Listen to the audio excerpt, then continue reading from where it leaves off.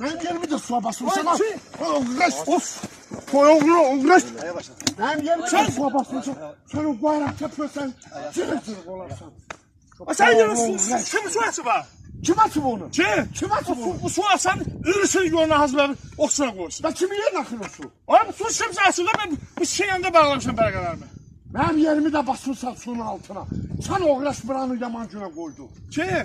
Allah burada mənim azarlıq eləyən öyün yıxsın. Allah öyün yıksın. Allah da. Ayaklar su açılır. Ben Git belgeler. öyle konmaya oturayım. Gidip güneşin bulunur. Yoksa hükümete biletim. Ben o evde açı be. Benim arkadaş canım seni Allah gelmesin. Kıştan benim yerimi soğumasın tut. Ne? Uğraştığın sağ ol geyretsizde. Ben bu uşağların boğazından kesip prese pul verir. O ne batın? Ay erim bende lafı kalmasın yerine. Sen ölmüş çisten var çok kulağınızda. Ben aklına otursan giden yanında. Ne yalan değilsen. Düne gelme kalma. Ay bu şeyin yanında ne şimdi ben açmışım? Sen ondan mı tanı? Oturduğun yerin Mirzamet diktirip sana. Sen ondan mı tanı? Dedin değil mi? Mirzamet diktirip o evi sen. Dede için. Mirzamet öyle şey. Çıksın bazı Mirzamet dede için ev diktirip dede için de ev diktirip. Sen dedenden sonra